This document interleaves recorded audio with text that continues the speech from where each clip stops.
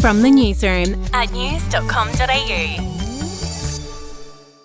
A backpackers hostel in Byron Bay has been placed into a 7-day lockdown to keep 84 guests and staff in isolation in the wake of a positive COVID case.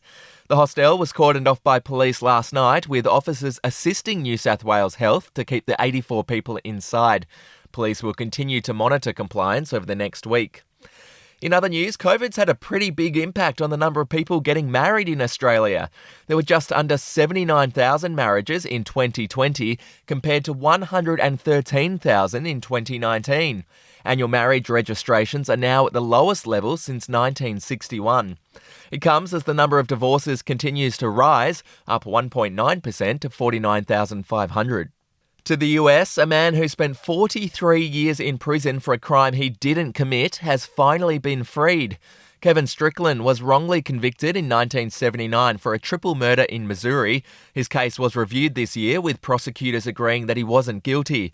He told reporters he found out he was being released when he was watching TV in his cell. I was actually watching a soap opera, and they thing went across news break or whatever they call them, and I just couldn't believe what I was hearing.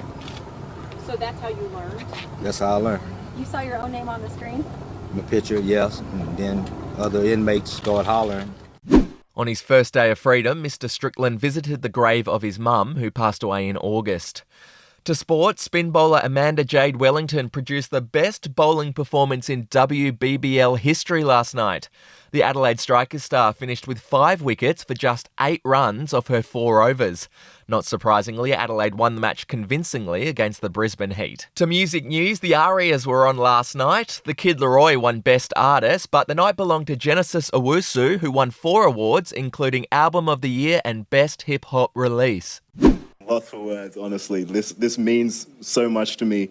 For all those people, Goon Club Worldwide, eccentrics, black people, know that it's not up to us to change for people, but it's up to people to catch up and see what they've been missing out on.